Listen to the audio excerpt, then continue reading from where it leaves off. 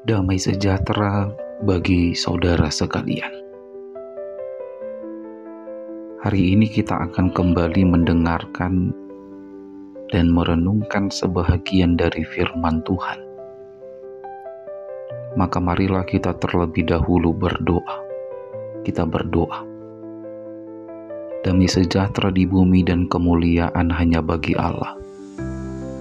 Sebelum kami mendengarkan sebahagian dari firman-Mu yang kudus, maka dengan segala kerendahan hati, kami memohon kuasa Roh Kudus untuk memenuhi hati dan pikiran kami dimanapun kami berada. Dalam nama Yesus, amin. Saudara-saudara, firman Tuhan yang menjadi renungan harian di hari Sabtu di tanggal 1 Maret 2025 tertulis di dalam Yesaya pasal 43 ayat 11. Akulah Tuhan, dan tidak ada juru selamat selain daripadaku. Amin. Berbahagialah orang yang mendengar dan melakukan firman Tuhan. Saudara-saudara, bagi orang Kristen yang imannya bertumbuh, maka ketika membaca Yesaya pasal 43 ayat 11 yang berkata, Akulah Tuhan, tidak ada juru selamat selain daripadaku. Bagi orang Kristen yang imannya bertumbuh, pasti akan semakin memiliki keyakinan yang teguh bahwa yang disebut dalam kitab Yesaya pasal 43 ini adalah sama dengan yang disebut di dalam Yohanes 14 ayat 6 yang berkata, Akulah jalan kebenaran dan hidup. Tidak ada seorang pun yang datang kepada Bapa kalau tidak melalui aku.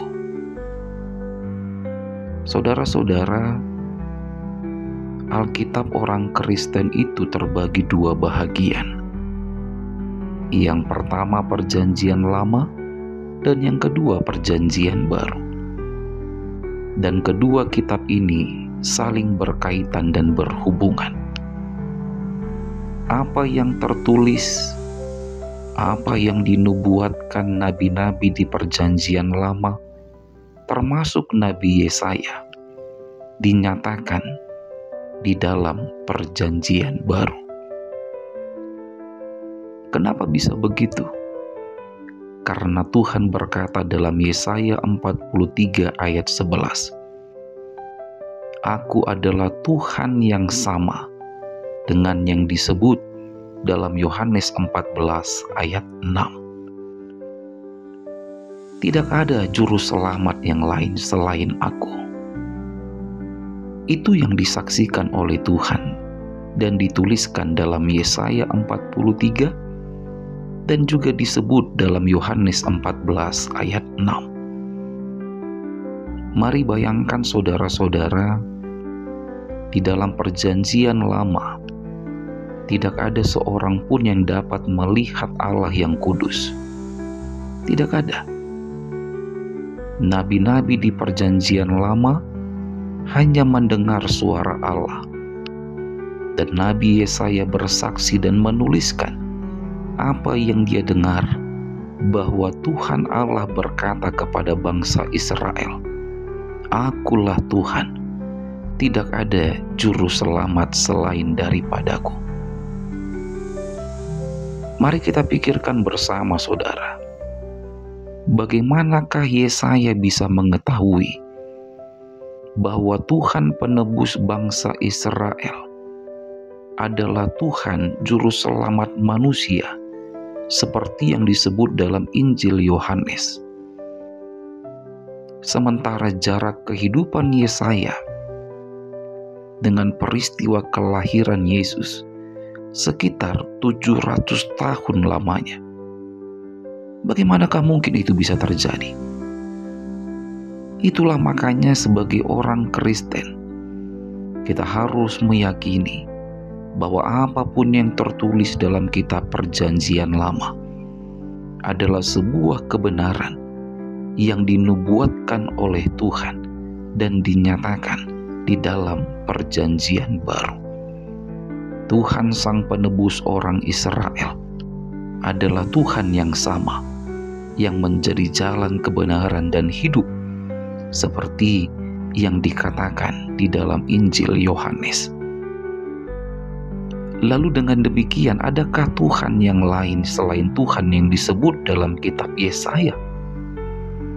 Jelas tidak ada, saudara-saudara. Karena Tuhan dalam kitab Yesaya dan juga kitab Yohanes berkata, tidak ada juru selamat yang lain selain daripadaku. Artinya adalah hanya Yesus, jalan keselamatan dan hidup. Tidak ada seorang pun yang sampai kepada Bapa kalau tidak melalui aku. Saudara-saudara, masihkah kita ragu akan perkataan ini? Masihkah kita meragukan nubuatan Tuhan Allah dalam Perjanjian Lama dan yang dikatakan di dalam kitab Perjanjian Baru?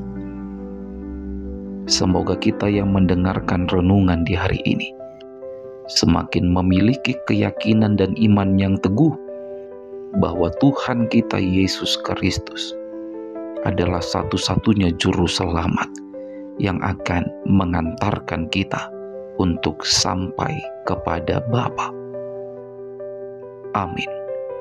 Selamat berakhir pekan, tetap semangat menjalani hidup, dan jangan lupa untuk selalu bahagia.